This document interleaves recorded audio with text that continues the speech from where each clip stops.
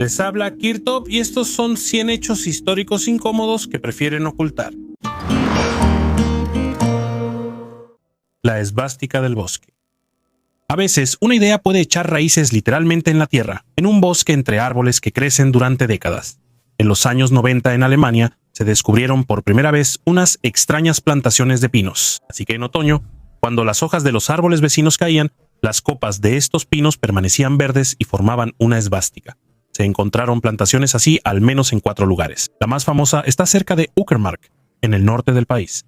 Los árboles fueron plantados en los años 30-140 betos en la forma de un emblema nazi perfecto. Solo es visible desde el aire. Desde el suelo, solo parece un bosque. Desde un helicóptero, es un símbolo de poder lanzado a través del tiempo. Lo que me sorprendió no fue la idea en sí, sino el método. No es un graffiti, no es un dibujo en una pared. Es un proyecto de ingeniería a largo plazo. Plantar un bosque para que, después de 60 años, alguien desde el cielo entienda de quién es este territorio. Después de la reunificación de Alemania, empezaron a talar estas áreas. Tenían miedo de que los seguidores fueran allí, que se convirtiera en un lugar de poder para quienes creen que aún no todo ha terminado. Y saben, hay una especie de ironía especial en eso. Todo lo que querían borrar vuelve a crecer.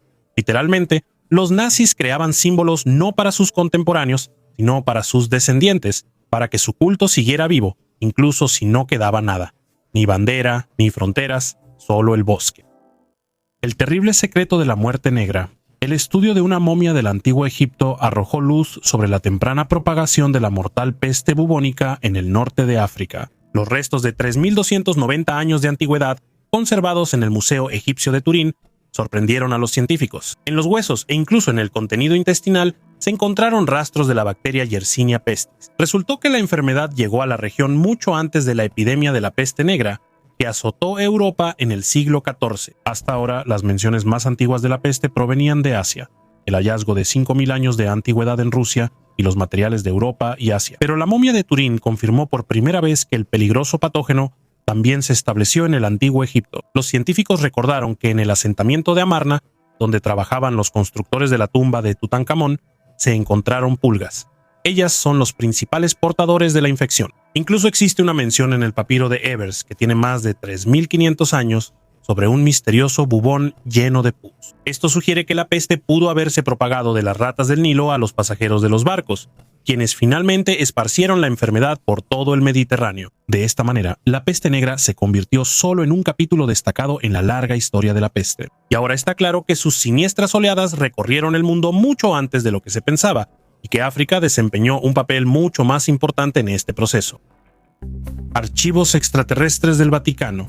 El ufólogo Steve Bassett afirma que la Iglesia Católica oculta pruebas de la existencia de vida extraterrestre en sus archivos y pide al Papa que revele esta información. En su opinión, la Iglesia ya sabe desde hace mucho tiempo sobre los contactos con civilizaciones extraterrestres, pero lo oculta deliberadamente. Bassett presenta varias pruebas. En primer lugar, en pinturas medievales notó imágenes extrañas que, según él, indican la influencia de los ovnis. Liebres luchando contra caballeros o trompetistas, usando sus cuerpos de manera inusual, según él, insinúan una intervención extraterrestre. En segundo lugar, en 2011, el astrónomo del Vaticano, Guy Consolmagno, bromeó diciendo que la Iglesia está lista para bautizar a los extraterrestres si se encuentran algunos. Bassett interpretó esto como una insinuación de la existencia de un programa secreto del Vaticano para prepararse para el contacto con seres extraterrestres. La tercera prueba del ufólogo es la declaración del exoficial de inteligencia de Estados Unidos, David Grush, de que en 1933 Italia descubrió un ovni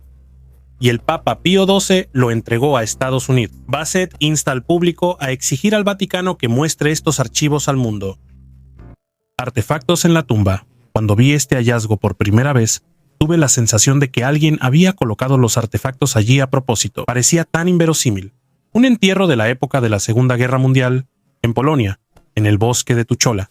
Todo era estándar. Restos de uniforme alemán, equipo, una placa de identificación, pero junto al cuerpo había herramientas de piedra de la época del Mesolítico, cerámica del Neolítico y monedas romanas. Era real, estaba comprobado, no era falso. Estuve mucho tiempo tratando de entender cómo lo explicaban oficialmente.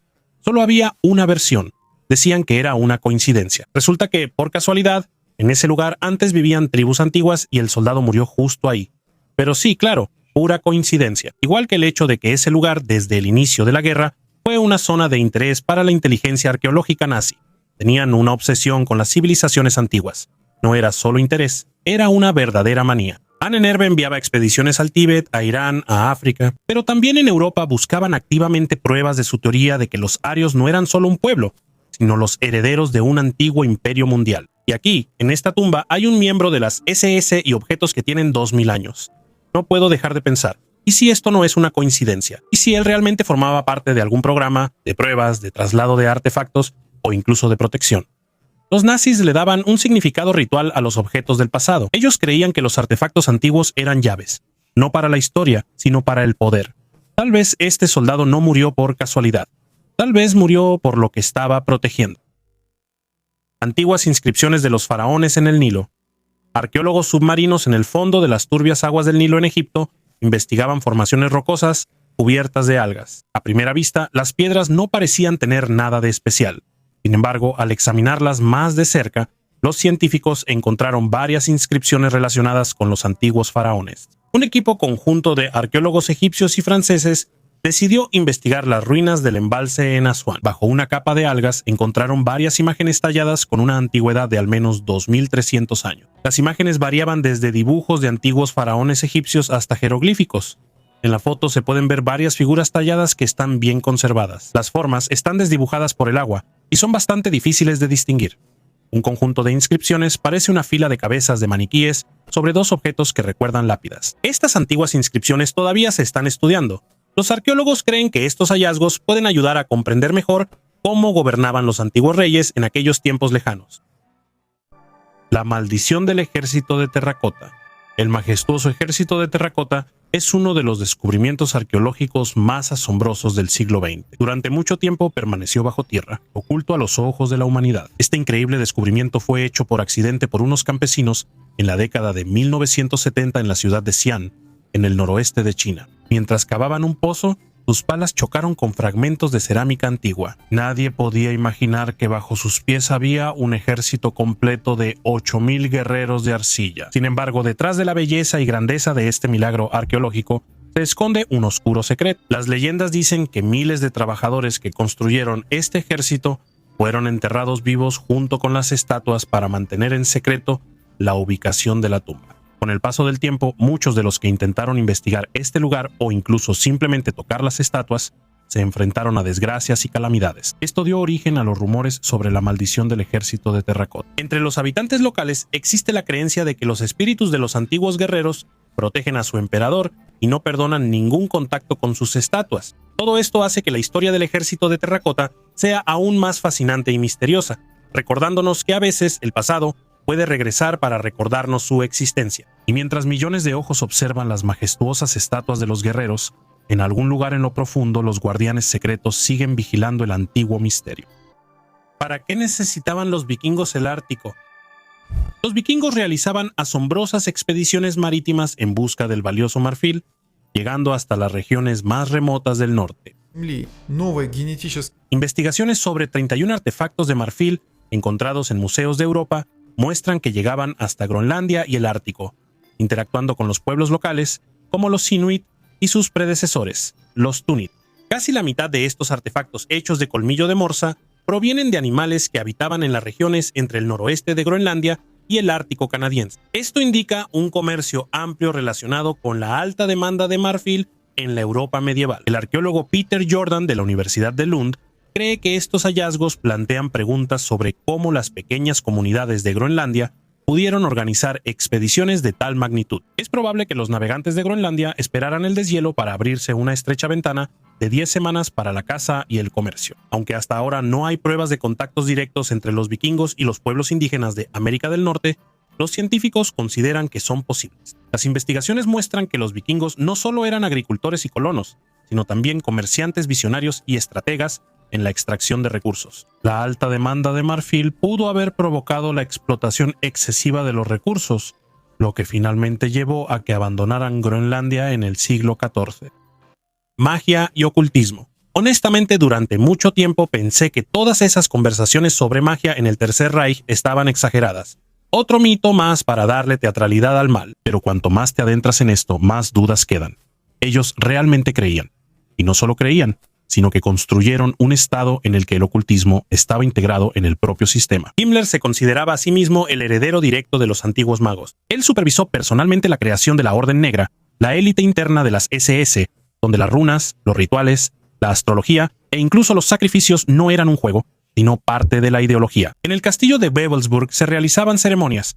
Los nazis reconstruyeron la mitología de los antiguos germanos, combinándola con símbolos tibetanos e indios. Necesitaban crear una espiritualidad alternativa, una que justificara la destrucción, una que no conociera la compasión. Me impresionó especialmente cómo trabajaban con los símbolos, no solo la esvástica, sino también las runas, los signos solares, la sangre como una sustancia mágica, la espada ritual. No solo mataban, creían que mataban en nombre de algo. Algunos documentos encontrados después de la guerra indican directamente el interés en la telepatía, las profecías y la búsqueda de artefactos sagrados. Dicen que en los últimos meses de la guerra en Berlín no buscaban una forma de ganar, sino una forma de desaparecer, de cruzar, de escapar hacia donde, según ellos, todo apenas comenzaba. Suena como una locura, pero eso era precisamente lo normal en ese entonces.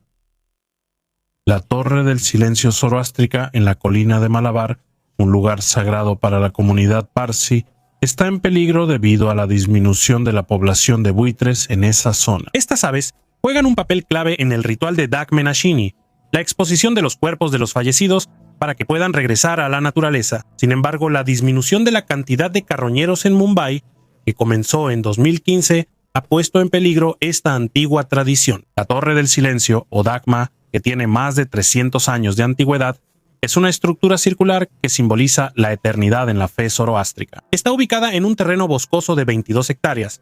El círculo exterior de la torre está destinado a los hombres, el círculo medio a las mujeres y el círculo interior a los niños. Antes de colocar el cuerpo en la Dagma, los familiares rezan en estructuras especiales llamadas bungli, y luego los restos son llevados al Gandía por inspectores especiales. Según las tradiciones zoroástricas, el contacto con un cuerpo muerto se considera una profanación, y los buitres cumplen una función importante al asegurar la pureza y mantener el equilibrio natural. Pero la urbanización, el cambio de hábitat y los problemas ecológicos han llevado a una drástica disminución en la población de estas aves. Los procesos de descomposición de los cuerpos se han ralentizado, lo que ha creado dificultades para llevar a cabo el ritual. El artefacto de Wolfsegg.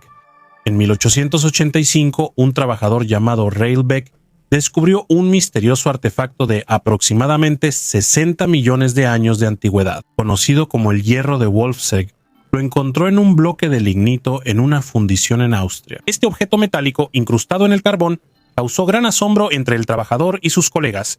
Ellos entregaron el hallazgo al museo local. En 1886, el profesor de geología Adolf Gould sugirió que el artefacto provenía del espacio. Sin embargo, investigaciones posteriores demostraron que el artefacto no contiene níquel, cromo ni cobalto, lo que descarta un origen meteorítico.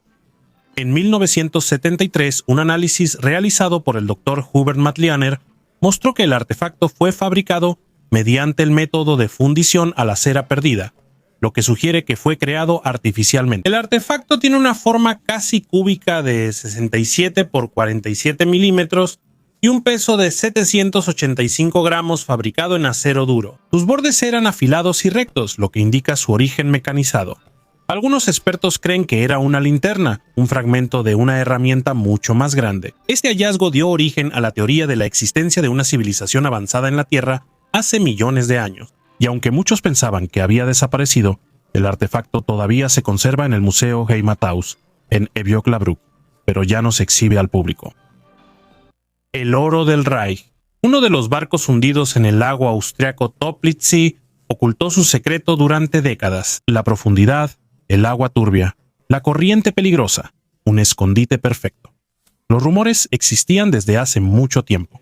En el fondo, cajas con oro, documentos y obras de arte robadas. Pero recientemente hubo una razón para volver a tomar en serio estos rumores. Los investigadores encontraron una caja fuerte sellada, según diferentes estimaciones, hasta 4 toneladas de oro. Al principio pensé que era otra leyenda más, pero luego aparecieron fotos, grabaciones, documentos, incluso de los archivos de la CIA según sus datos. El barco realmente transportaba una carga especial que, a toda costa, no debía caer en manos de los aliados. Esto no es solo riqueza, es un plan de respaldo, un recurso para escapar, para recuperarse, para continuar en las sombras. Estamos hablando del legado del Reich en tecnología, en ideas, en personas. Pero cada legado también tiene una parte material, pesada, valiosa, peligrosa, y el hecho de que lo escondieran en lagos, minas, glaciares, habla de la magnitud. No eran cofres escondidos por casualidad, era un sistema. El mítico gigante Kardevsky, un supuesto hombre fosilizado de 3 metros de altura, fue descubierto en 1869 por unos trabajadores que cavaban un pozo en Cardiff, Nueva York. El gigante en realidad era una falsificación hecha de un bloque de yeso. Lo llevaron a una granja en Cardiff, donde fue enterrado durante un año antes de ser descubierto por los trabajadores. La idea de crear al gigante fue de George Hall, quien quería demostrar la ingenuidad del público y aprovechar la creencia religiosa de la gente sobre los hombres gigantes mencionados en la Biblia. Después del hallazgo del gigante, se convirtió en objeto de atención masiva y los espectadores pagaban por la oportunidad de verlo. Un famoso intentó comprar el gigante, pero fue rechazado. Entonces creó su propia copia y afirmó que su versión era la auténtica y que el original era falso. En 1870 ambos gigantes fueron reconocidos como falsificaciones. Sin embargo, el gigante Kardevsky pasó a la historia como uno de los mayores engaños del siglo XIX, un tesoro del fondo del mar. Arqueólogos descubrieron en el mar de la China meridional 2 barcos hundidos de la época de la dinastía Ming, que estuvieron en el fondo durante casi 500 años. En estos barcos se encontraron más de 900 artefactos únicos, desde monedas de cobre hasta porcelana fina. La dinastía Ming es conocida por sus logros artísticos y su comercio activo. Los barcos chinos partían hacia la India y Europa, donde la porcelana azul y blanca gozaba de gran popularidad. Algunos barcos terminaban su viaje en el fondo del mar, dejando cápsulas del tiempo. En 2022 se encontraron 2 barcos mercantes a una profundidad de casi 1,5 kilómetros y a una distancia de aproximadamente 1 kilómetro entre sí. En 2023 los investigadores comenzaron a estudiar y recolectar artefactos. Se utilizaron vehículos submarinos para extraer objetos y cámaras y láseres para crear mapas tridimensionales. Del primer barco se recuperaron 890 objetos, incluyendo monedas de cobre y porcelana. Del segundo, 38 artefactos como astas de ciervo y cerámica. Los barcos pudieron haber zarpado de Jingdezhen, el centro de exportación de porcelana. Los objetos encontrados son ejemplos destacados del arte de la época Ming. Los barcos se convirtieron en testigos importantes del comercio y los intercambios culturales a lo largo de la ruta marítima de la seda. Receta de una tumba. Científicos checos recrearon la cerveza celta basándose en investigaciones de polen de una antigua tumba celta en Moravia. La cerveza tiene raíces profundas cuyos primeros indicios se remontan al Medio Oriente, donde surgieron las cervecerías hace unos 5.500 años. Sin embargo, su historia completa sigue siendo un misterio hasta ahora. En el siglo XXI se abrieron nuevos horizontes en la comprensión de las culturas antiguas, revelando la vida y las tradiciones de los pueblos preceltas. Análisis modernos del polen encontrado en este lugar revelaron rastros de mijo y otras hierbas que los celtas usaban para hacer cerveza. Los científicos suponen que algunos ingredientes, como el trébol, pudieron servir como endulzantes para la bebida, lo que indica preferencias de sabor complejas y tecnologías de la antigüedad en la antigüedad. La cerveza creada por Tauriel tiene cualidades de sabor únicas, diferentes a las cervezas modernas, resaltando el papel de diversas hierbas y especias en su elaboración. La ausencia de lúpulo representa un aspecto interesante del perfil de sabor de la cerveza, haciéndola similar a las recetas medievales. La cerveza, siendo una de las bebidas más antiguas de la humanidad, sigue uniendo a las personas a través de culturas y siglos. Un gigantesco enterramiento vikingo. Los arqueólogos hicieron un descubrimiento único en la aldea de Åsum, al este de Odense, Dinamarca. Descubrieron más de 50 esqueletos de vikingos perfectamente conservados, lo cual es algo raro para este tipo de enterramientos. Además de los esqueletos, se encontraron 5 enterramientos de cremación, lo que aumenta aún más el valor del hallazgo. Según el arqueólogo Michael Borrelundu, hallazgos como estos abren nuevas posibilidades para estudiar la salud, la alimentación y el origen de las personas de esa época. Es posible que logremos averiguar si eran familiares. El lugar de entierro, que tiene una superficie de aproximadamente 2.000 metros cuadrados, data de los siglos 9 y 10 antes de la época de Gorma y Tiura. Es uno de los cementerios vikingos más grandes encontrados en la isla de Fionia. Algunas tumbas indican un alto estatus de los enterrados. Por ejemplo, el entierro de una mujer noble, sepultada en un carruaje con objetos como un collar de cuentas de vidrio, una llave y un cuchillo con adornos de plata. A sus pies había un cofre de madera, cuyo contenido sigue siendo un misterio. También en las tumbas se encontraron un broche de bronce y un pedazo de cristal de roca, probablemente traído de Noruega. Estos hallazgos confirman que los vikingos tenían amplias redes comerciales Fábricas bajo los monasterios. Supe de este lugar por casualidad. Rara vez se escribe sobre él en fuentes populares. La fábrica con el nombre en clave Bergkristall. Suena bonito, pero en realidad es un complejo subterráneo escondido bajo un monasterio en la ciudad austriaca de St. Georgen. Cuando los investigadores entraron allí por primera vez, el nivel de radiación era mucho más alto de lo normal. Se encontraron isótopos raros en el suelo.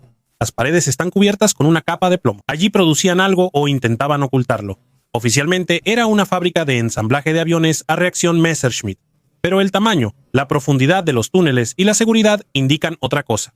Aquí se probaba algo que no querían mostrar ni siquiera a sus aliados. El investigador Andreas Schulz es uno de los pocos que tuvo acceso a los archivos. Él cree que esto fue el proyecto Manhattan alemán, un programa nuclear, secreto y desesperado hasta el final. Lo que más me asusta no es el hecho en sí, sino lo sistemáticamente que lo construyeron, debajo del monasterio, en silencio, cuando ya estaba claro que la guerra estaba perdida. Todavía creían que podrían cambiar el rumbo de la guerra con un solo movimiento, o tal vez no se trataba de ganar, tal vez era un intento de destruir algo si no podían capturarlo, el último recurso, y eso sí que da verdadero miedo. No que tuvieran la tecnología, sino que estuvieran dispuestos a usarla incluso cuando todo ya había terminado.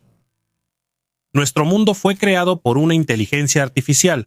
El profesor Melvin Bobson de la Universidad de Portsmouth propuso la teoría de que vivimos en una simulación por computadora, y se pueden encontrar pruebas de esto en la Biblia. Bobson afirma que el texto del Evangelio de Juan confirma esta idea y sugiere que nuestra realidad fue creada por una inteligencia artificial. El Evangelio comienza con las palabras: en el principio era la palabra, y la palabra estaba con Dios, y la palabra era Dios. Bobson cree que la palabra es el código que controla la simulación.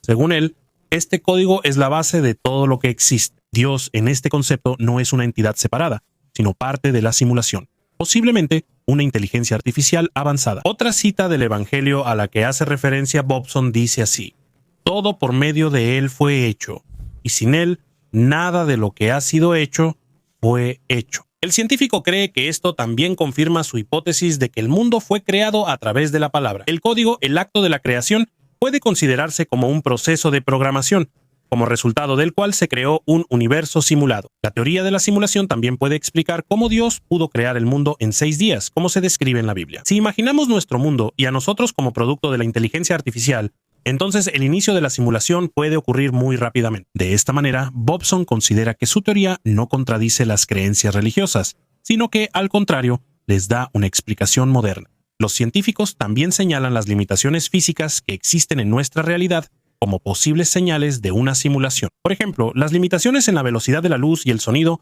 pueden ser el resultado del funcionamiento de un procesador que controla la simulación. Las leyes de la física que rigen el universo se parecen a algoritmos complejos, y las partículas elementales pueden compararse con los píxeles en una pantalla. Otra prueba, según Bobson, es la simetría presente en la naturaleza, los patrones de los copos de nieve, las mariposas y otros objetos. Él cree que esto podría ser una forma de ahorrar recursos utilizados en la simulación para crear el mundo. La teoría de la simulación no solo es apoyada por Bobson, sino también por otras personalidades conocidas.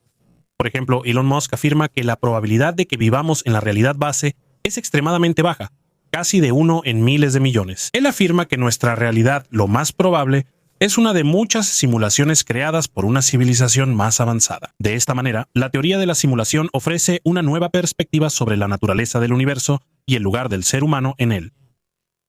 El dragón de jade gigante. Los arqueólogos chinos descubrieron el dragón de jade más grande de la cultura neolítica Hongshan. El artefacto fue encontrado en la tumba de piedra Yuan Baoshan, ubicada en el bandera de Aoan, Mongolia Interior. El dragón de jade mide 15.8 centímetros de largo, 9.5 centímetros de ancho y 3 centímetros de grosor, y es un hallazgo único que no tiene análogos en esta región. Las excavaciones también revelaron restos de arquitectura, fragmentos de huesos humanos, tumbas, fogones y varios artefactos, incluyendo objetos de jade y cerámica pintada. Entre ellos había copas y tazones trípodes. La datación por carbono 14 mostró que el sitio pertenece a la cultura Hongshan tardía y fue creado hace más de 5000 años. Праздник, которого больше нет. Siempre pensé que los nazis solo reescribían la historia, pero luego me di cuenta de que reescribían todo, incluso la Navidad. A principios de los años 30 en Alemania, comenzó una campaña sistemática para eliminar las raíces cristianas y judías de las festividades. La Navidad, una de las festividades familiares más importantes de Europa, se convirtió en un problema para el Tercer Reich. Cristo, María, los ángeles, la estrella de Belén, todo eso no encajaba en la ideología de la supremacía aria. Necesitaban mantener la forma, pero cambiar el contenido. El niño desaparece de las postales. Jesús es reemplazado por el símbolo del sol. El árbol de Navidad se convierte en el árbol de la luz, decorado no con esferas y estrellas, sino con runas de las SS, cruces de hierro y símbolos solares. Santa Claus se transforma en el antiguo germano Odín, un jinete barbudo que no trae alegría, sino orden. Incluso los villancicos son reescritos. La música permanece, pero las palabras son diferentes. En lugar de Noche de Paz, un himno al Tercer Reich. Los nazis no solo cambiaban detalles, estaban reformando la memoria colectiva para que los niños crecieran en un mundo donde incluso las fiestas trataban sobre pureza y nación. Esto ya no es solo ideología, es una captura de la conciencia a nivel de cuento, donde la persona aún no sabe nada, pero ya lo siente. Yo veía las viejas postales alemanas, las felicitaciones con runas, los árboles de Navidad con el emblema de las SS, y todo eso no es una parodia, no es invención. Era una verdadera fiesta, solo que sin fe, sin perdón, sin sentido. Una fiesta que ya no existe y, tal vez, no debería existir. Con una antigüedad de más de 100.000 años, los investigadores siguen revelando los misterios de nuestra evolución. Ahora han descubierto unas huellas inusuales de 115.000 años de antigüedad en el norte de Arabia Saudita. Las huellas, conservadas en un antiguo lodazal en medio del desierto de Nefud, sorprendieron a los científicos porque aparecieron en un lugar donde no se esperaba encontrar rastros humanos tan antiguos. Según las estimaciones, estas huellas pertenecían a los primeros representantes de Homo sapiens y no a los neandertales, lo que confirma las rutas migratorias de los antepasados humanos en condiciones de cambio climático. Gracias a una sorprendente coincidencia de factores, la ausencia de vientos fuertes y las particularidades del clima local, la estructura de las huellas se mantuvo prácticamente intacta, lo que permitió fecharlas con precisión y reconstruir la escena de una breve parada de los antiguos humanos junto al lago Ayatar durante un periodo de sequía. Este lugar, al parecer, servía como punto de descanso y para beber agua, y no como un asentamiento permanente, como lo indica la ausencia de rastros de herramientas o de caza. Algunos científicos creen que estas huellas forman parte de la ruta general de migración por la que Homo sapiens avanzaron desde África hacia Europa. Los nuevos hallazgos cambian nuestra perspectiva sobre las rutas de migración y demuestran claramente cómo la naturaleza es capaz de preservar cuidadosamente la crónica de la vida. Los últimos dientes del Führer. Cuando leía sobre las bases argentinas y la huida de Hitler, siempre me quedaba una pregunta. ¿Existe al menos una prueba directa de que realmente murió?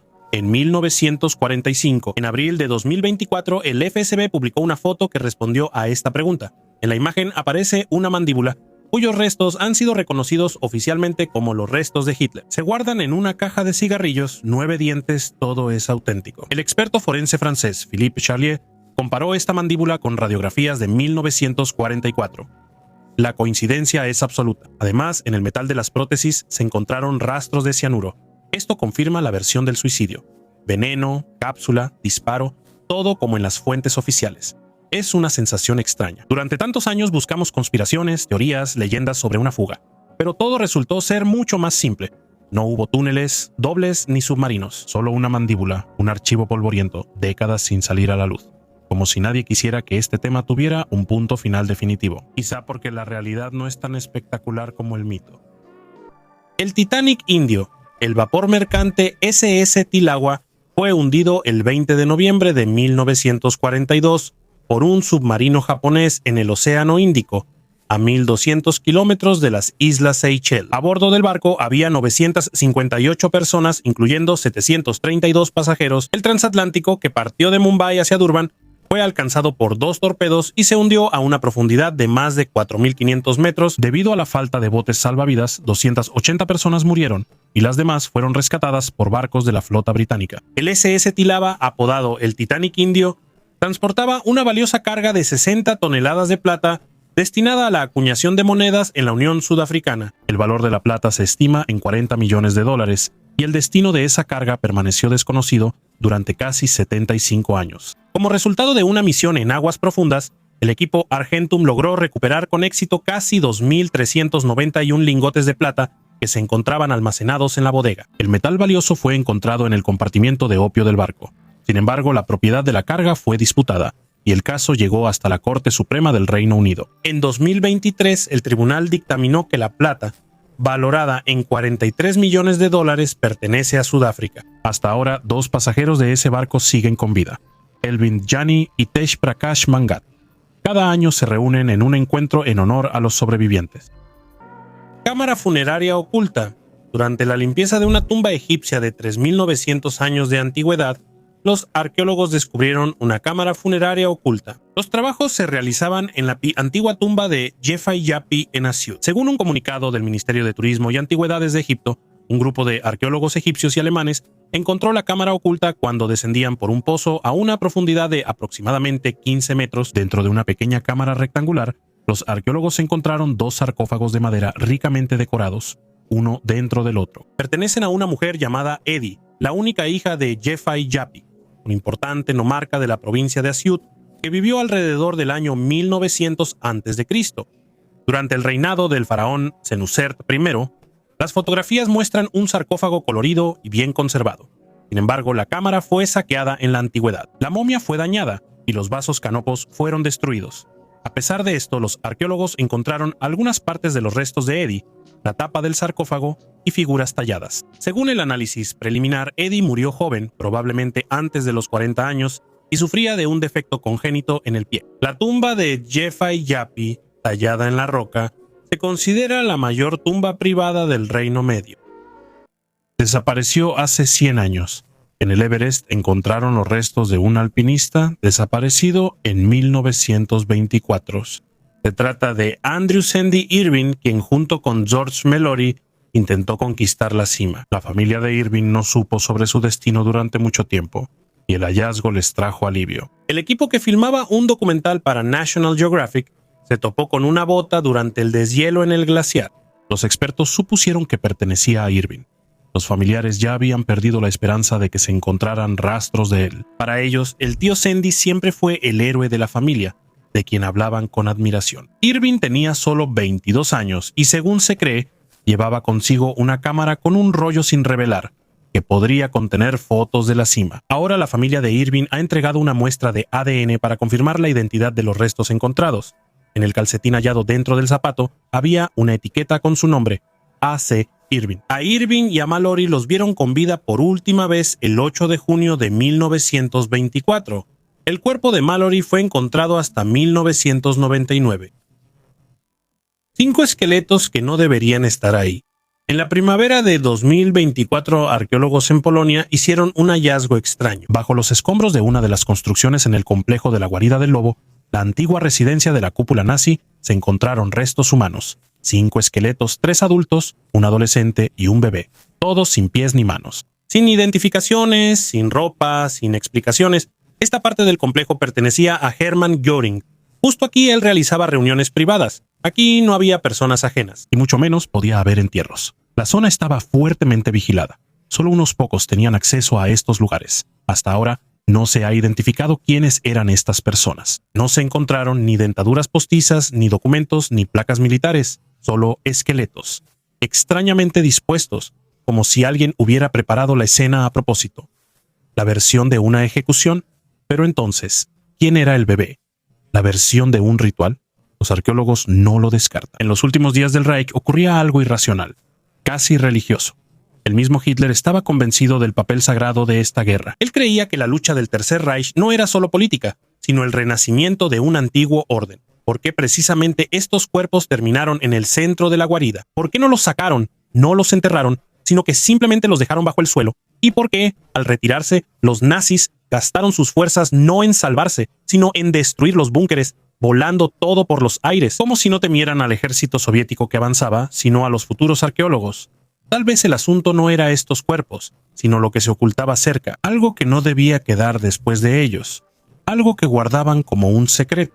Pan egipcio antiguo, cuya antigüedad se estima en 33.693.406 años, fue encontrado en la tumba de un arquitecto que sirvió al faraón Amenhotep III. Este pan es un ejemplo sorprendente de la conservación de alimentos gracias a las avanzadas tecnologías de momificación utilizadas por los antiguos egipcios. Los egipcios momificaban no solo los cuerpos, sino también la comida, que se creía que los difuntos podían usar en la vida después de la muerte. El proceso incluía tratar los alimentos con sal, secarlos lentamente, envolverlos y cubrirlos con resina para protegerlos de la descomposición. Los panes encontrados tienen marcas de textura y forma características, lo que confirma su origen y su papel en los rituales. El pan es un elemento simbólico y práctico en la preparación para la vida después de la muerte, reflejando la profunda creencia de los egipcios de que en el más allá necesitarán todo lo que poseen. В земной. Antiguos círculos de piedra en Arabia Saudita. Los arqueólogos en Arabia Saudita excavaron 8 antiguos círculos de piedra que sirvieron como viviendas para personas hace más de 7.000 años. Aproximadamente 345 de estas estructuras han sido identificadas mediante fotografía aérea en el campo de lava de Harad Uwairid, cerca de la ciudad de Al-Ula, en el noroeste de Arabia Saudita. Los círculos de piedra tienen un diámetro de 4 a 8 metros e incluyen al menos una piedra en pie. Durante las excavaciones, los arqueólogos encontraron numerosas herramientas de piedra hechas de basalto. Solo de 5 círculos se extrajeron casi 225 kilogramos de herramientas de piedra o sus fragmentos. También se encontraron huesos de ovejas, cabras y vacas. Entre los hallazgos había diversas conchas marinas del Mar Rojo, que se encuentra a unos 120 kilómetros al oeste. La forma redonda de las casas era un fenómeno global en la arquitectura temprana y las casas rectangulares aparecieron después, en el período neolítico. La arquitectura de los círculos de piedra en Arabia Saudita es similar a las estructuras encontradas en Jordania, que datan de aproximadamente 500 años antes. Las personas que construyeron estas estructuras también criaban ovejas, cabras y ganado vacuno. Einstein. Einstein, a veces la historia habla mucho más bajo de lo que estamos acostumbrados, sin conspiraciones, sin símbolos, sin runas. Solo una carta, un par de párrafos escritos 10 años antes de que todo esto comenzara. En 1922, Albert Einstein le escribe una carta a su hermana. Él dice que la atmósfera en Alemania se está volviendo cada vez más pesada, que se siente el pánico en el aire y que, a pesar del reconocimiento científico, siente que ya no pertenece aquí. Él se irá, se salvará, pero miles de otros no. La carta de Einstein no es una profecía, solo una mirada honesta de una persona que entendió que la oscuridad no aparece de repente. Surge lentamente de palabras cotidianas, de ideas, de símbolos que al principio parecen abstractos y luego se convierten en armas. Cuando leí esa carta me impactó, porque en el contexto de todo lo que hemos discutido, artefactos, rituales, mitos, suena especialmente sobrio. Einstein no hablaba de programas secretos, él simplemente sabía cómo se ve el miedo. El gran invernadero, Chatsworth, mucho antes de la aparición del legendario Palacio de Cristal, construido por Joseph Paxton para la Exposición Universal de 1851, él perfeccionó su oficio en la finca Chatsworth House, en el pintoresco Derbyshire. Allí se alzó un invernadero colosal, una casa de vidrio gigante donde Paxton probó métodos innovadores que luego aplicó en la construcción de la principal sensación arquitectónica de Londres. Ya en la década de 1830, trabajando como jardinero principal, Paxton reinventó el paisaje de Chatsworth, creando un arboreto de 16 hectáreas y cultivando especies exóticas como piñas. La idea de los invernaderos modernos apenas comenzaba a ganar fuerza, mientras que los invernaderos existentes en Chatsworth ya estaban en decadencia. Paxton introdujo una nueva estructura de techo orientada en ángulo hacia el sol de la mañana y la tarde, y un marco metálico original que permitía el máximo paso de la luz diurna. Este enfoque fue rápidamente adoptado por otros. En 1836, él comenzó la construcción de un invernadero grandioso, de 70 metros de largo, 38 de ancho y casi 20 de alto. Dentro incluso podían pasar un par de carruajes, y una escalera oculta detrás de salientes rocosos conducía a una galería desde donde se podía ver las copas de las palmeras tropicales. El clima cálido era proporcionado por 8 calderas de carbón conectadas por un laberinto subterráneo de tuberías y un ferrocarril que llevaba el combustible. Para el invierno se necesitaban hasta 300 toneladas de carbón. Sin embargo, al comienzo de la Primera Guerra Mundial, el combustible era catastróficamente insuficiente. Se detuvo la calefacción y todas las plantas murieron. El gran invernadero, increíblemente caro de mantener, pronto fue demolido. Pero fue precisamente ahí donde se desarrollaron las tecnologías que hicieron posible el grandioso resplandor del Palacio de Cristal. Maravilla de la ingeniería en Egipto. Y una vez más, el antiguo Egipto sigue sorprendiendo a los investigadores modernos. Esta vez se descubrió un asombroso túnel bajo el templo en la antigua ciudad de Tapo Siris Magna, que los expertos llaman una maravilla geométrica. El túnel fue encontrado a una profundidad de 13 metros, su longitud es de 1.305 metros y su altura es de aproximadamente 2 metros. Está tallado en arenisca y su construcción recuerda al famoso túnel de Eupalinos en la isla griega de Samos, considerado una maravilla de la ingeniería. El nombre exacto del túnel aún se desconoce, pero algunas de sus partes están inundadas de agua. El arqueólogo Martínez, que desde 2004 busca la tumba perdida de Cleopatra VII, cree que el túnel podría conducir a descubrimientos importantes. La Posiris Magna fue fundada alrededor del año 280 a.C. por Ptolomeo II, uno de los antepasados de Cleopatra. Los arqueólogos creen que el templo estaba dedicado a Osiris e Isis, deidades con las que Cleopatra estaba estrechamente relacionada. El equipo también planea explorar el mar Mediterráneo, ya que una serie de terremotos entre los años 320 y 1303 provocó que parte del templo colapsara en el agua. Anteriormente, en mis videos conté cómo se descubrieron túneles que conectan el lago Mariut con el mar Mediterráneo. Mitos.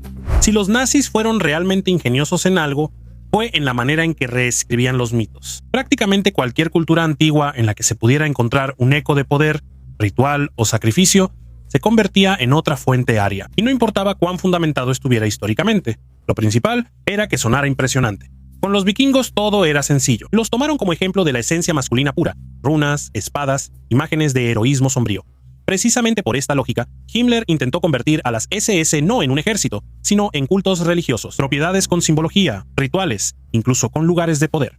Ese mismo castillo de Wewelsburg debía convertirse en algo así como un nuevo Valhalla, un templo para la futura casta de sacerdotes guerreros. Con los aztecas todo es más complicado, la geografía es demasiado lejana. Pero los nazis estaban interesados en la práctica de los sacrificios. Les atraía la idea misma, la muerte ritual como un acto de poder y sometimiento. En los registros de la NNRB se mencionan paralelismos entre los mitos germánicos y las mitologías de América. Quizá no buscaban conexiones, sino justificaciones.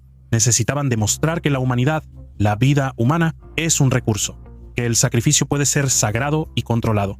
Y luego está la Atlántida. Ahí no había límites en absoluto. Había muchas teorías, pero adoptaron una de ellas. Supuestamente los atlantes eran los protoarios, una raza blanca de gran estatura que poseía tecnologías y conocimientos, destruida por una catástrofe. Y la misión del Reich era recuperar lo perdido, reinterpretar la caída y construir un nuevo orden a partir de las viejas ruinas. Los nazis no solo creían en estas historias, sino que las convertían en una construcción, una arquitectura de sentido bajo la cual ajustaban su poder. Y para ellos, por eso todo esto sigue dando miedo hasta hoy. Para ellos los mitos no eran un cuento, sino un plano. El descubrimiento más destacado del año. Durante unas excavaciones cerca de la ciudad alemana de Retz, los científicos encontraron un broche único que data del siglo VII. Esta exquisita joya de plata dorada, incrustada con granates rojos almandinos, es considerada uno de los hallazgos más significativos del año 2024.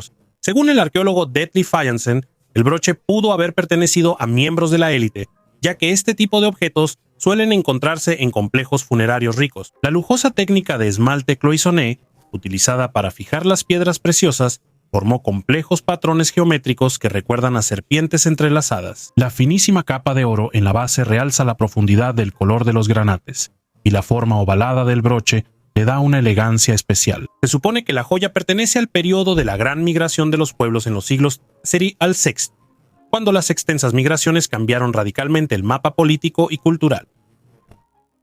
Un observatorio sin telescopio. Antes de la invención del telescopio, los astrónomos usaban instrumentos primitivos para observar el cielo. Uno de los astrónomos más destacados fue Tycho Brahe, un científico danés que logró resultados sorprendentemente precisos gracias a instrumentos como el astrolabio y la esfera armilar. Sus datos sobre la posición de los planetas y las estrellas eran mucho más precisos que cualquier observación anterior. Tycho Brahe elaboró el primer catálogo estelar que incluía más de 1000 estrellas, lo que se convirtió en una referencia importante para los científicos posteriores. En 1572, él observó una supernova, lo que refutó la idea aristotélica de la inmutabilidad de los objetos celestes. Su colaboración con Johannes Kepler llevó a la formulación de las 3 leyes del movimiento planetario, que se convirtieron en la base para el trabajo de Isaac Newton. En 1576, el rey de Dinamarca, Federico II, le regaló a Tycho la isla de Ven, donde construyó un observatorio. Uraniborg fue el primer observatorio construido específicamente para observaciones astronómicas. El observatorio incluía habitaciones, instrumentos astronómicos y un laboratorio de alquimia. El lema principal de Brahe, grabado en la biblioteca, decía: "Lo que una persona es más importante que lo que otros piensan de ella". Después de la muerte de Frederick II Tycho, perdió el apoyo y se vio obligado a abandonar B en 1597. Después de su muerte, el observatorio fue destruido por orden del nuevo gobernante cristiano. Hoy en día, Uraniborg y el cercano Sterdenborg han sido parcialmente restaurados e incorporados a un museo dedicado a la vida y el legado de Tycho Brahe. Nuevas ruinas mayas. Los arqueólogos están encontrando cada vez más ruinas de la civilización maya gracias a nuevas tecnologías y satélites que ayudan a descubrir estructuras ocultas bajo densos bosques. Como explicó el profesor de arqueología de la Universidad Tecnológica de Texas, Brett Hoke, en una conferencia de la NASA, en los últimos 10 años, los científicos han descubierto más sitios mayas que en los 150 años anteriores. La herramienta principal que ayuda en esto es la tecnología LIDAR. LIDAR permite ver a través de la densa vegetación del bosque y revela estructuras que antes estaban ocultas. Con la ayuda de esta tecnología, los arqueólogos están encontrando nuevas ruinas en los territorios de lo que hoy son México, Guatemala y Belice. Uno de estos proyectos es la investigación en la parte noreste de Belice, donde un equipo de científicos estudia un área de 650 kilómetros cuadrados. En unos días, los científicos descubrieron 28 nuevos grandes sitios. Las tecnologías del pasado que usaron los mayas para manejar el agua y la agricultura pueden resultar útiles incluso en nuestros días. Tim Murta de la Universidad de Carolina del Norte en Charlotte señaló que los mayas se adaptaron a las condiciones climáticas cambiantes, creando sistemas de terrazas y reservorios para combatir las sequías. Estos métodos antiguos pueden ser una lección importante en el contexto de los cambios climáticos actuales. Prototipos llevados a Estados Unidos. Noche. En el silencio del archivo, ojeo documentos antiguos. En la portada de la carpeta dice Operación Paperclip. Dentro hay listas de apellidos alemanes con anotaciones en inglés. Werner von Braun, Hubertus Struwweldt, Arthur Rudolph, ingenieros y médicos nazis que después de la guerra no fueron llevados a juicio. En lugar de prisión, los esperaban nuevas oficinas y laboratorios al otro lado del océano. Verano de 1945, la guerra acaba de terminar. Militares estadounidenses sacan en secreto de la derrotada Alemania a cientos de especialistas del Tercer Reich. Así comienza la Operación Paperclip, un programa que trasladó a Estados Unidos a unos 1.600 científicos e ingenieros alemanes. Los estadounidenses se esfuerzan por borrar cualquier mención de su pasado nazi. Aquí está von Braun, exoficial de las SS que se convirtió en un ingeniero clave de la NASA, el Dr. Struwweldt, quien participó en horribles experimentos con prisioneros, ahora es llamado el padre de la medicina espacial en Estados Unidos.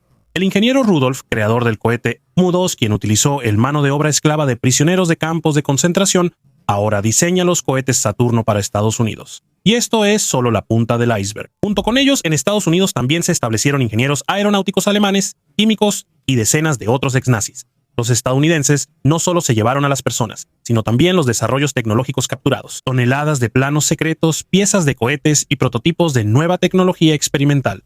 Cualquier conocimiento que diera ventaja en la nueva guerra resultó ser más importante que la moral. Mientras tanto, la Unión Soviética también lleva a cabo una caza similar.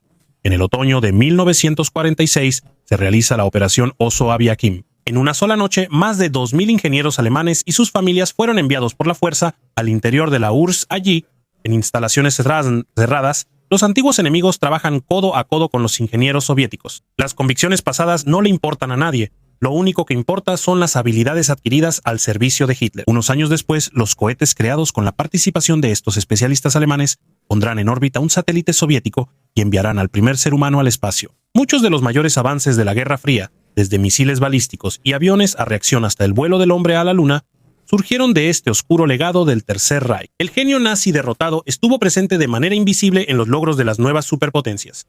La ingeniería nazi no desapareció, simplemente cambió de bandera, y junto con ella se filtró parte de la ideología inmoral. El fin justifica los medios.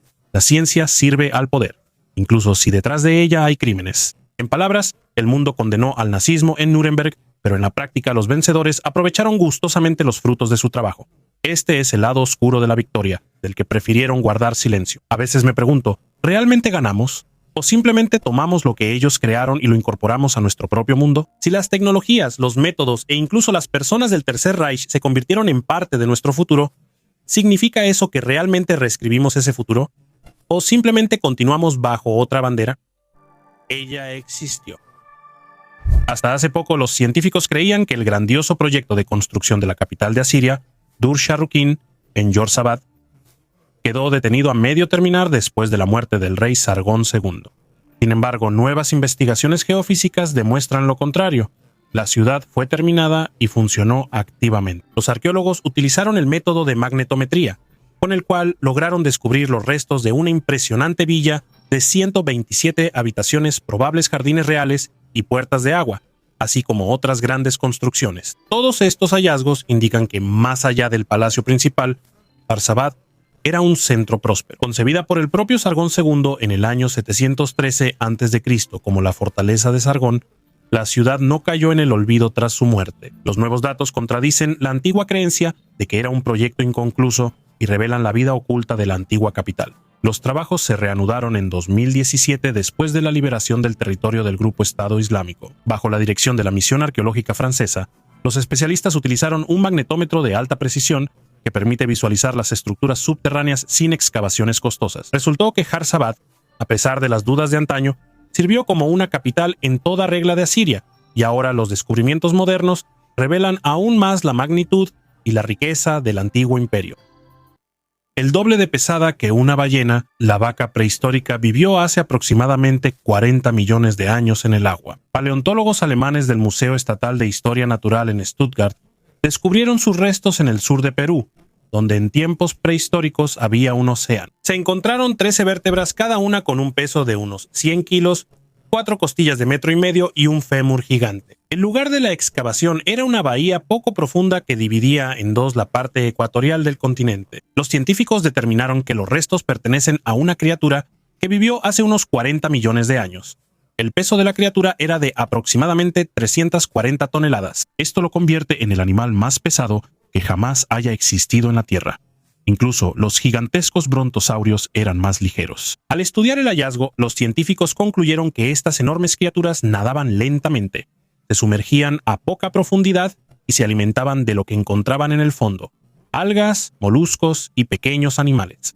Su estilo de vida recordaba al de los manatíes que los humanos exterminaron en el siglo XVIII. Externamente probablemente también se parecían a los manatíes, aunque en realidad eran antiguos cetáceos del género Basilosaurus.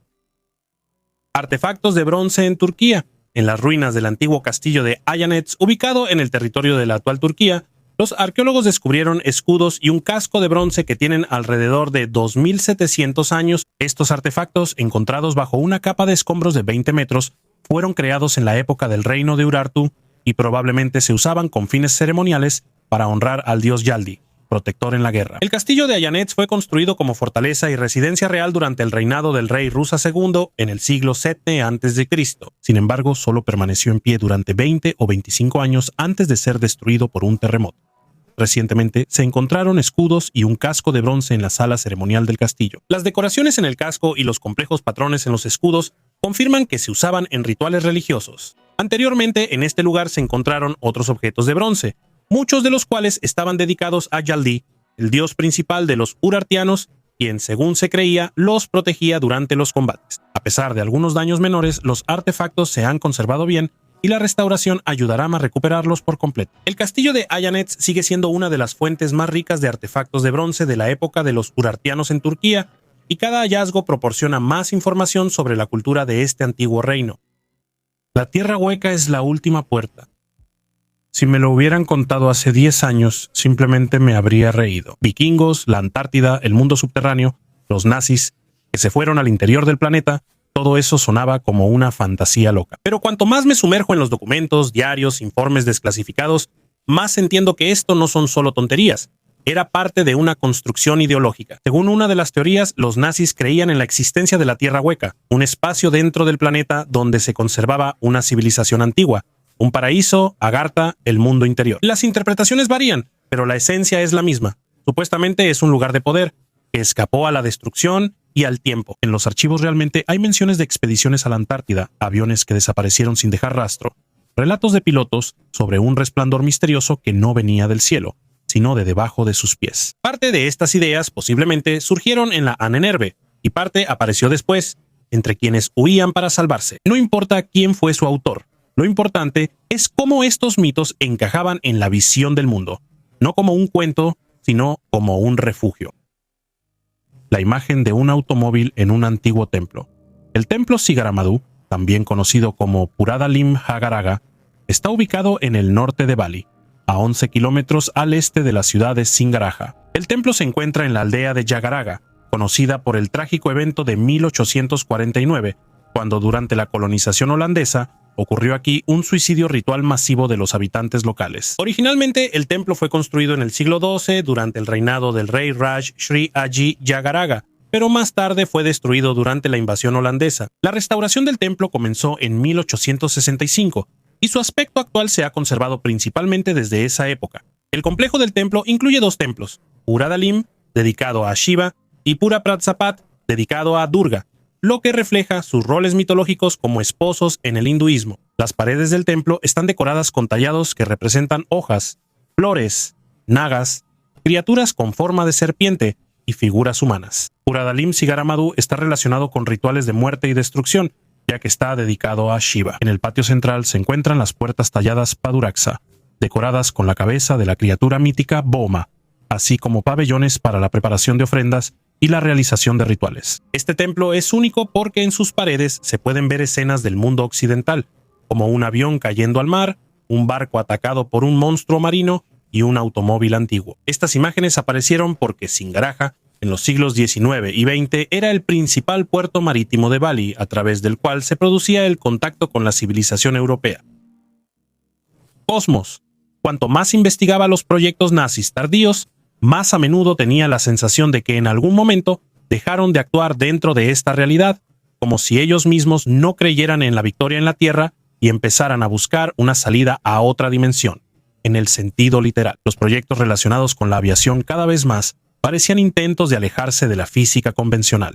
Aparatos con forma de disco, pruebas con campos electromagnéticos, ideas de un escudo gravitacional. Detrás de la ingeniería había otra capa, la ideológica. Ellos creían que la humanidad había perdido el contacto con algo más grande y que el Reich debía restablecer ese contacto. En 1945, en los documentos de las SS aparecen términos extraños: mente solar, percepción pura, interceptación de señal. Al principio pensé que eran otra serie de construcciones pseudocientíficas, pero luego vi que no eran marginales quienes se ocupaban de esto, sino personas relacionadas con la Ahnenerbe y personalmente con Himmler. Ellos buscaban una manera de establecer una conexión telepática con alguien o algo que llamaban formas superiores de conciencia. Según una de las versiones, no se trataba de dioses, sino de una inteligencia extraterrestre que supuestamente ya había contactado antes con la raza aria. Las teorías sobre esto varían. Algunos creen que se trataba de una conexión directa con una civilización extraterrestre. Otros piensan que era un intento de acceder a la memoria del planeta. Pero el hecho es que en los últimos años de la guerra, el Reich gastaba recursos en tareas que no tenían nada que ver con el frente, ni con la defensa de Berlín, sino en experimentos con la conciencia, la hipnosis, las frecuencias de radio y zonas anómalas. Y luego empezaron a circular rumores de que algunos de ellos no se fueron a Argentina, ni a la Antártida, sino más arriba, que no solo estaban desarrollando naves, sino vehículos para salir más allá de la Tierra. No me convencen esas teorías, pero tampoco puedo descartarlas por completo.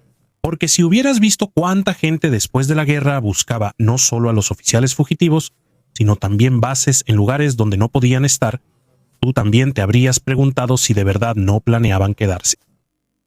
Un cementerio de 3.000 kilómetros de largo. Cementerio.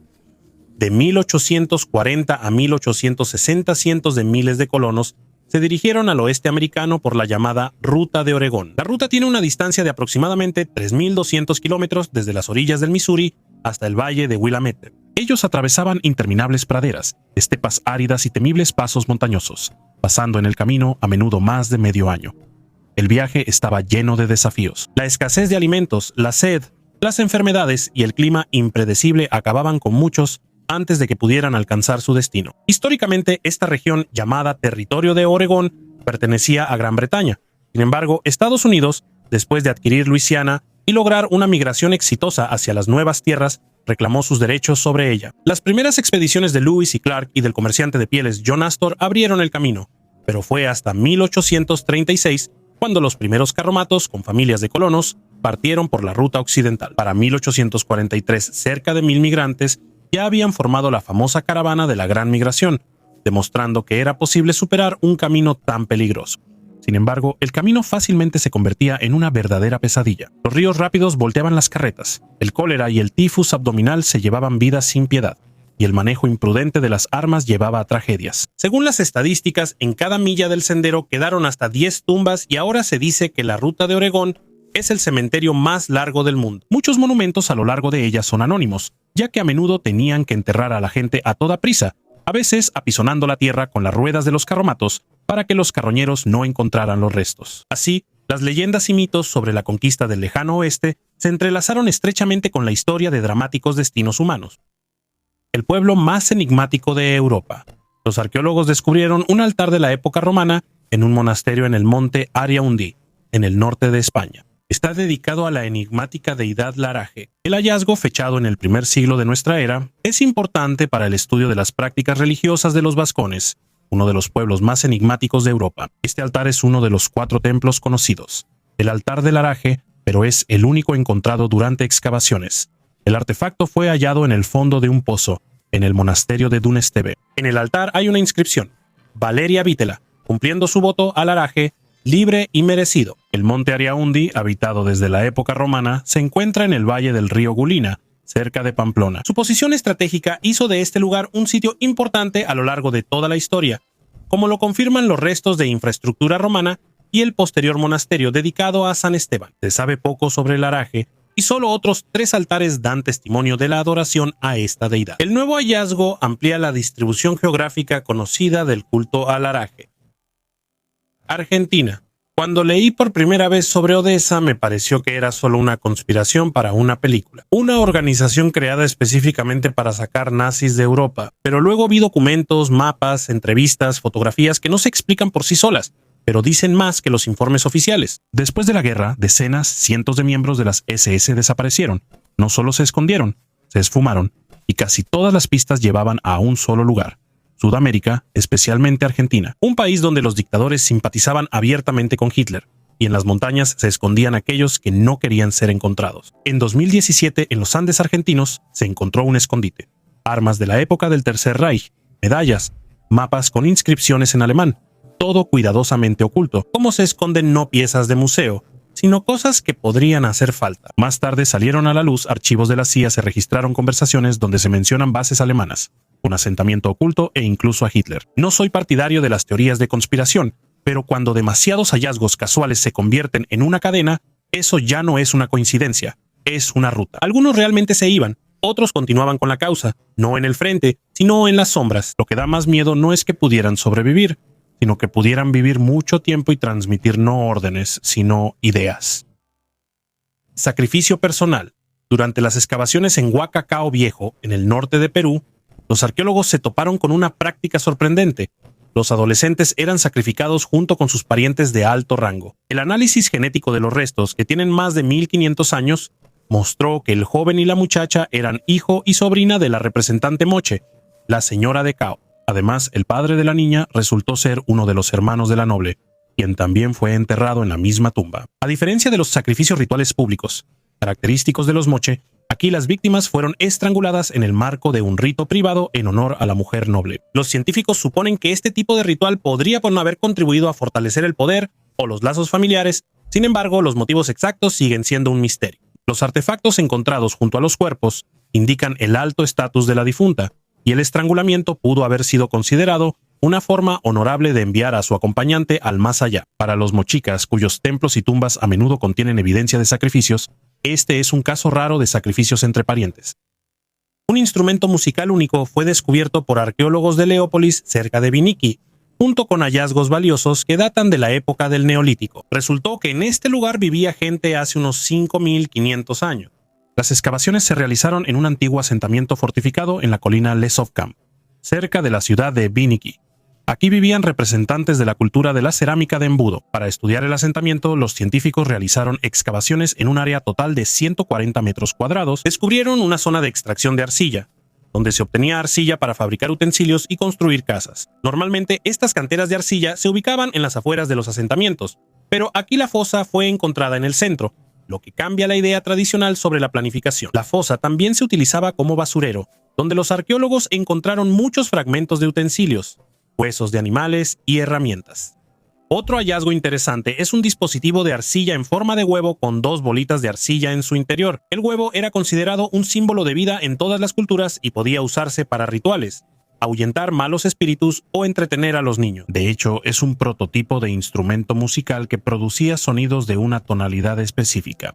ADN humano de 6.000 años. En la ciudad de Wuxi, en China, los arqueólogos encontraron ADN de una persona que vivió aquí hace 6.000 años. Estas moléculas fueron encontradas en 2 tumbas relacionadas con la cultura Miatsoban de la época del Neolítico Medio. Hasta ahora, la información sobre los habitantes de esta región era limitada, pero gracias a los nuevos hallazgos, se supo que las primeras personas se establecieron en Wuxi hace al menos 6.000 años. Durante las investigaciones que comenzaron en abril de 2022, se encontraron más de 100 rastros de la actividad humana más antigua, incluyendo 2 tumbas con ADN, una sustancia misteriosa en el ataúd. En el noroeste de China, en la región de Xinjiang, los arqueólogos hicieron un descubrimiento impactante. En un antiguo ataúd de aproximadamente 3.600 años de antigüedad, donde se encontraban momias de la Edad de Bronce, se descubrió una sustancia misteriosa en el cuello de una de las mujeres. Hoy en día, los científicos están seguros de que es el queso más antiguo del mundo. Los investigadores extrajeron ADN de esta sustancia y descubrieron que es un queso tipo kéfir, hecho de leche de vaca y de cabra. Este descubrimiento es importante para comprender el origen del kéfir y la evolución de las bacterias probióticas. Xiao Meifu de la Academia China de Ciencias, junto con sus colegas, analizó las bacterias, levaduras y proteínas en la muestra, lo que permitió identificar el queso antiguo. Las investigaciones muestran que el queso de kéfir era importante para las personas de esa época. Es posible que lo colocaran en la tumba como parte de los rituales funerarios o como alimento para la vida después de la muerte. Es interesante que en el ataúd se encontraron 2 tipos de queso, uno hecho de leche de cabra y otro de leche de vaca. Las investigaciones genéticas demostraron que los microorganismos en el queso son similares a las cepas modernas de kéfir que se encuentran en Asia Oriental y el Tíbet. Por eso surge la pregunta sobre el origen geográfico del kéfir. Antes se creía que el kéfir apareció en el Cáucaso, pero nuevos datos indican la posibilidad de una segunda fuente en Xinjiang. Estos resultados muestran que el kéfir se difundió por el mundo de diferentes maneras y su historia está estrechamente relacionada con la evolución de la cultura humana. Tecnologías. Cuando se habla de los desarrollos tecnológicos del Tercer Reich, la mayoría de las veces se mencionan los cohetes B-1 y B-2. Y de hecho, estos fueron los primeros proyectiles balísticos de la historia que atacaron ciudades y posiblemente marcaron el rumbo de todo el futuro programa espacial. Pero eso es solo lo que se hizo público, lo que el mundo vio. Paralelamente a esto, en complejos cerrados, se trabajaba en proyectos que hasta hoy siguen generando controversia. Uno de los proyectos más debatidos es el Haunebu. Estas eran investigaciones de aparatos voladores con forma de disco, es decir, platillos voladores, que según las descripciones eran máquinas con un motor gravitacional capaces de despegar verticalmente y alcanzar velocidades que la aviación de esa época no podía lograr. Existen esquemas, firmas, planos internos, todo eso existe. Quizá solo eran conceptos, quizá algo más. Uno de los personajes clave en este tema es Victor Schauberger, un ingeniero austriaco que trabajaba con flujos en espiral. Su idea era que la energía podía obtenerse no quemando combustible, sino controlando los flujos naturales de agua y aire, el vórtice como fuente de poder. Él creía que la naturaleza ya había inventado la forma perfecta de movimiento y que el ser humano solo necesitaba aprender a copiarla. Los nazis lo sabían y, al parecer, lo usaron. La particularidad de todos estos proyectos es que no parecían armas para el frente. No se crearon para cambiar el curso de la guerra. Se hicieron como si tuvieran otro propósito. No para la victoria, sino para la transición. Es difícil explicar esa sensación, pero está ahí. Como si alguien hubiera pensado que estas máquinas serían necesarias no en 1945, sino después. Por supuesto, la mayoría de estos desarrollos no llegó a la etapa de pruebas, pero su existencia habla de la magnitud de las ambiciones, del deseo de ir más allá. No en sentido figurado, sino literalmente. En estos planos, esquemas e ideas se notaba el deseo de encontrar una salida cuando todos los demás caminos ya estaban bloqueados. El último refugio. Mujer solitaria. Desde 1835 hasta 1853, en la isla de San Nicolás, la más remota del Canal de la Mancha, vivió completamente sola una mujer de la tribu nicoleño. Fue precisamente esta historia la que inspiró a Scott Odell a escribir La isla de los delfines azules. Cuando su pueblo fue evacuado debido a la amenaza de los cazadores de nutrias, el barco partió apresuradamente dejando a la joven sola. Según algunas versiones, ella se lanzó al agua para salvar a un niño. Según otras, fue debido a una fuerte tormenta. De cualquier manera, los siguientes 18 años vivió en aislamiento, alimentándose de focas, raíces y moluscos. Los pescadores a menudo notaban una figura misteriosa en la orilla, pero no lograban atraparla. Finalmente, el trampero Jorge Nidever y sus compañeros, al ver huellas frescas, encontraron a esta valiente isleña, vestida con una falda hecha de plumas verdes de cormorán. La mujer resultó ser amable y alegre, aunque hablaba un idioma que ya nadie entendía. Toda su tribu había desaparecido para entonces, y los intentos de comunicarse se reducían a gestos y cantos autóctonos. Ella vivió con Nidever durante 7 semanas, luego enfermó de disentería y murió, alcanzando a convertirse al cristianismo bajo el nombre de Juana María. Los artefactos encontrados después, como arpones, anzuelos y adornos hechos de conchas, dan testimonio de su vida cotidiana y habilidad. La isla San Nicolás hoy sirve como base militar, y el destino de la mujer solitaria sigue siendo una de las historias más conmovedoras sobre supervivencia y fortaleza de espíritu. Un barco hundido con lingotes de plomo. Hace unos 2000 años, un barco romano con una valiosa carga, entre la que había masivos lingotes de plomo, se hundió en el mar Mediterráneo. El más pesado de ellos pesa 68 kilogramos, lo que equivale a unos 205 libras romanas, según datos de la Universidad de Alicante. El marcaje en el lingote indica que pertenecía a un emperador romano, posiblemente Nerón. Además, a bordo del barco había alrededor de 3.000 frascos de salsa de pescado. Esta salsa, conocida como garum, era popular en la cocina romana y se usaba ampliamente como condimento. La longitud del barco era de aproximadamente 32 metros y en el momento del hundimiento probablemente iba de Cádiz a Roma. El barco no solo transportaba metales valiosos, sino también alimentos importantes para la dieta romana. El estudio del barco hundido ofrece una oportunidad única para estudiar las tecnologías de construcción naval y los métodos de comercio de los antiguos romanos. El ermitaño de 188 años. Recientemente, en una de las cuevas cerca de Bengaluru, fue encontrado un misterioso ermitaño que tiene 188 años. Sin embargo, resultó que el hombre conocido como Siyaram Baba en realidad no tiene más de 109 años, lo cual también es bastante impresionante. Un video en el que 2 personas ayudan a moverse al anciano agotado se volvió viral en la red, provocando muchos comentarios y debates sobre su verdadera edad. Siyaram Baba nació en Mumbai y asistió a la escuela hasta el 7º u 8º grado. Él es un devoto seguidor del dios hindú Hanuman y ha dedicado toda su vida a las prácticas espirituales. Después de encontrarse con el santo, el anciano dejó su casa y se fue al Himalaya, donde se entregó al arrepentimiento y a la meditación religiosa. Siyaram Baba renunció a las comodidades de la civilización y vivió en cuevas, cubriéndose solo con una tela, pasando todos los días leyendo textos sagrados. La pista de la cámara de ámbar. He oído hablar de la cámara de ámbar desde niño. Es la pérdida más misteriosa de la Segunda Guerra Mundial. Llevada, escondida, disuelta en algún lugar entre los frentes, hay decenas de versiones. Pero el año pasado aparecieron noticias que hicieron que todos reconsideraran todo. Historiadores polacos afirmaron que habían encontrado una nueva pista, archivos, testimonios, antiguas rutas de traslado de valores, y todo apunta a una cosa: la cámara de ámbar pudo haber sido trasladada al interior del territorio polaco, quizá a uno de los castillos, a un túnel, a una mina. No se ha determinado con exactitud, pero el hecho es que la pista que se consideraba perdida hace mucho tiempo volvió a aparecer. Pero lo que más me llamó la atención no fue eso, sino la reacción. Como si alguien realmente no quisiera que este tema volviera a salir a la luz. Hubo intentos de encubrir, refutar y dejar de lado el asunto. Y cuanto más lo pienso, más claro lo tengo. La cámara de ámbar no es solo un artefacto perdido, es una señal. Es una señal de que en esa guerra desapareció mucho más de lo que solemos pensar, y algunas cosas aún no se han encontrado. La inmortalidad de los tiburones de Groenlandia.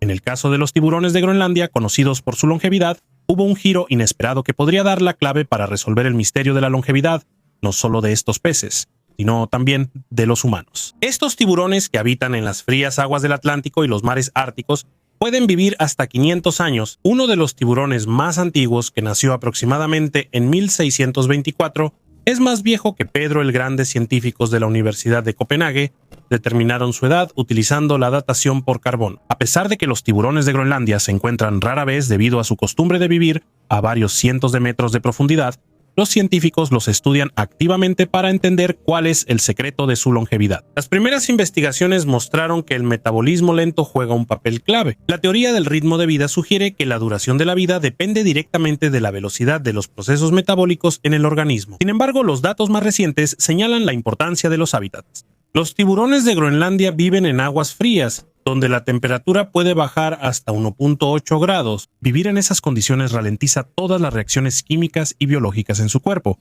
lo que podría explicar su inmortalidad. Además, habitan en las profundidades donde prácticamente no tienen enemigos naturales excepto el ser humano. La profesora Holly Shields de la Universidad de Manchester cree que el entorno aislado también contribuye a su longevidad. El metabolismo de estos tiburones se mantiene estable durante toda su vida, lo cual no es típico en la mayoría de los animales. Los científicos no encontraron cambios significativos en la actividad metabólica de su tejido muscular con la edad. En el futuro, el estudio de los tejidos de los tiburones en la Universidad Ártica de Noruega debería ayudar a comprender cómo los cambios climáticos y la contaminación afectan a los habitantes marinos a largo plazo. La inteligencia artificial encontró nuevos geoglifos. Los arqueólogos, con la ayuda de la inteligencia artificial, descubrieron 303 nuevos geoglifos cerca de las líneas de Nazca en Perú. Estas figuras, que representan loros, gatos, monos, orcas e incluso cabezas decapitadas, casi duplicaron la cantidad de dibujos conocidos en este enigmático sitio arqueológico de aproximadamente 2000 años de antigüedad. Un equipo de la Universidad de Yamagata en Japón, en colaboración con IBM Research, encontró geoglifos previamente desconocidos que son significativamente más pequeños en tamaño que los gigantescos patrones geométricos creados entre los años 200 y 700 de nuestra era. Estas figuras, que datan del año 200 a.C., proporcionan nuevos datos sobre la transición de la cultura Paracas a la de Nazca, que más tarde creó dibujos tan famosos como el colibrí, el mono y la ballena. Según el arqueólogo Masato Sakai, el uso de inteligencia artificial permitió acelerar y mejorar el proceso de mapeo de los geoglifos. Gracias a este enfoque, el equipo pudo encontrar 303 nuevos dibujos en solo 6 meses, lo cual es mucho más rápido que en los casi 100 años anteriores, cuando se descubrieron 430 geoglifos. La inteligencia artificial ayudó a reconocer pequeños geoglifos en relieve, que son difíciles de notar a simple vista, así como a analizar enormes volúmenes de datos recolectados con drones para identificar posibles lugares de nuevos hallazgos. Los drones y la inteligencia artificial representan un salto cuántico en el estudio de los geoglifos. Algunos de los nuevos dibujos tienen un tamaño de apenas 37 metros, por lo que pasaron desapercibidos con los métodos tradicionales de investigación. Egipto y la esvástica. Cuanto más estudiaba los archivos sobre el Acne Nerve, más claro me quedaba. Para los nazis, no era importante solo encontrar artefactos antiguos, necesitaban inscribirse en un pasado grandioso, crear una línea en la que los arios no fueran solo un pueblo, sino los herederos directos de las civilizaciones más antiguas. Egipto ocupaba un lugar especial en este sistema, no por las pirámides y las momias, sino por los símbolos y rituales. Llamaban a la esvástica la cruz solar. Para ellos no era solo un símbolo, era un código. La esvástica realmente se encuentra en las culturas de la India, el Tíbet, China y en Egipto, al menos como simbolismo indirecto. El movimiento del sol, las 4 direcciones, el culto a Ra.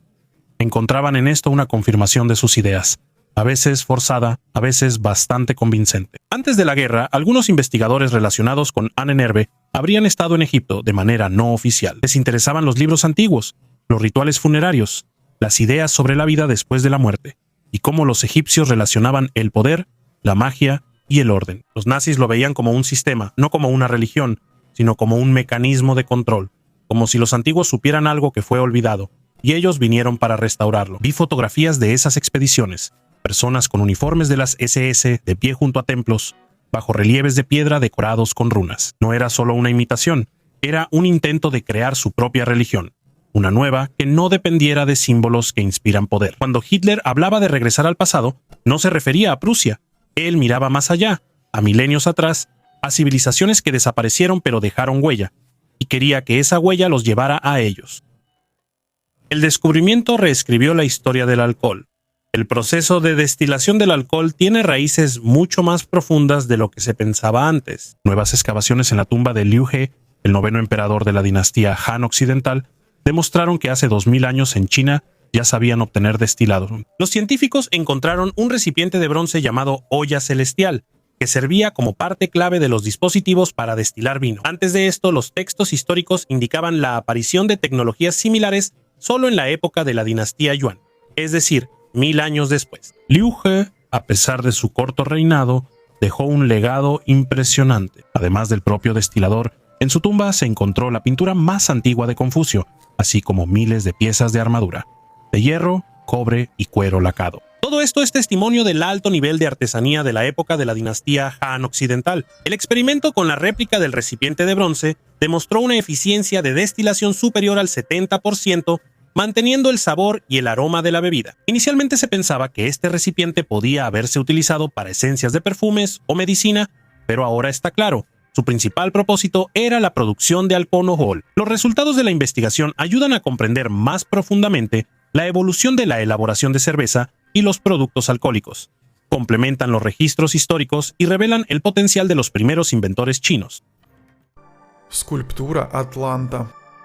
El impresionante hallazgo en Chichén Itzá refuerza la comprensión de los extensos lazos culturales entre las antiguas civilizaciones de México. El Atlante descubierto probablemente desempeñaba un papel importante en ceremonias religiosas o culturales, y su tallado detallado demuestra el alto nivel de habilidad de los antiguos artesanos. El hecho de que la cultura fuera encontrada durante la construcción en una zona moderna nos recuerda cuán profundamente las raíces de la historia penetran en la tierra, incluso bajo lugares que parecían olvidados o perdidos hace mucho tiempo. El Atlante de Chichén Itzá será otro testimonio de la gloriosa y multifacética historia de las antiguas civilizaciones mexicanas. Un recipiente en forma de toro.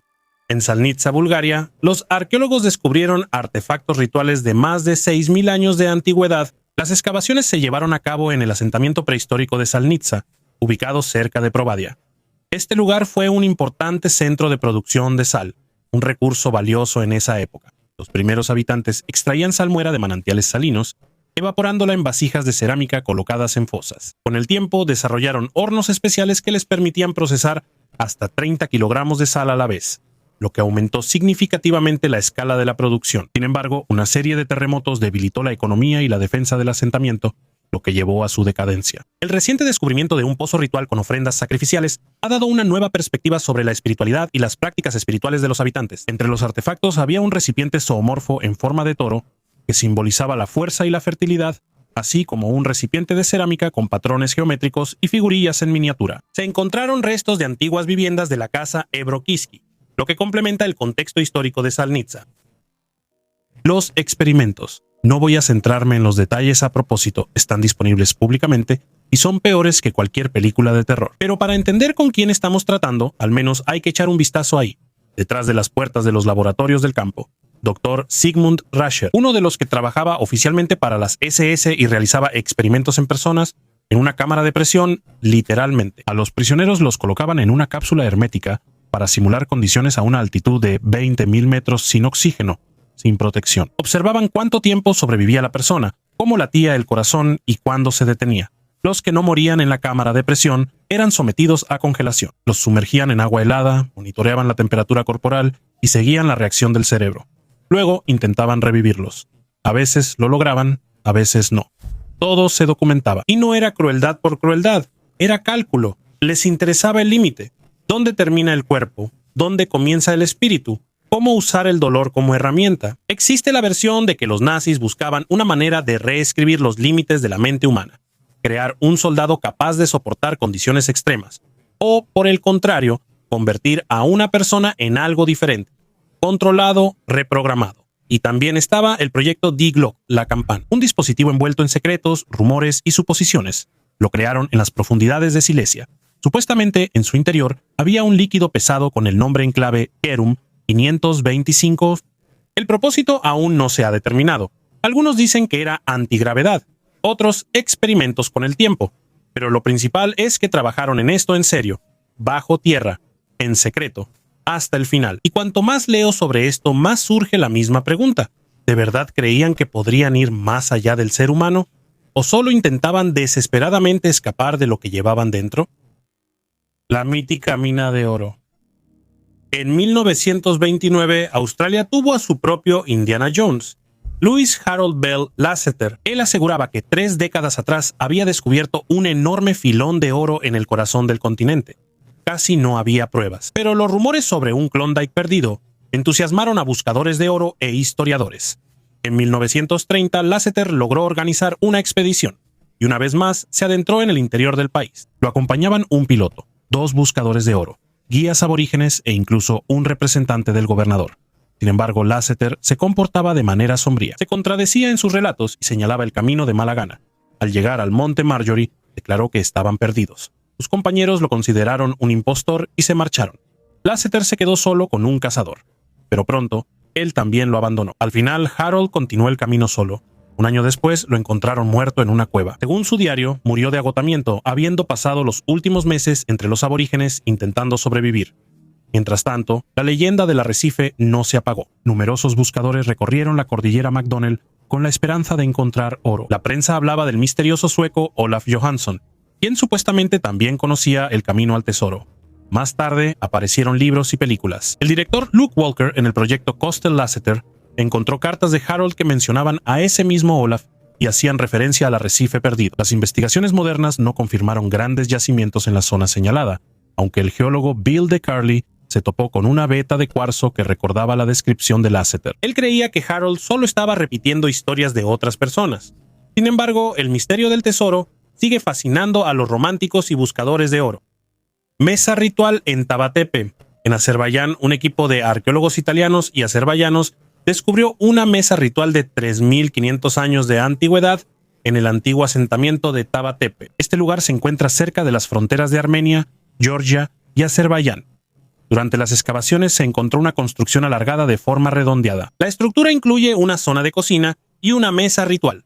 Entre los años 1500 y 750 antes de nuestra era, los pueblos nómadas probablemente usaban Taba-Tepe como un lugar de descanso antes de viajar a través de las montañas. Los arqueólogos también encontraron una mesa ritual con 8 cavidades y muchos recipientes de cerámica, tazones, vasijas de cerámica negra cocida y largas piedras planas para mezclar alimentos. En la esquina de la cocina se conservó una gruesa capa de ceniza y fichas de arcilla con huellas dactilares, que podrían haber servido como vales para recibir comida. En la entrada originalmente había columnas de madera y un techo de paja cubría todo el complejo, que tenía un diámetro de aproximadamente 15 metros. Afuera se encontraron huesos de animales y vajilla de cerámica desechada. Las figurillas humanas colocadas en fosas de sacrificio y el hecho de que la estructura fue sellada junto con toda la vajilla indica su carácter ceremonial.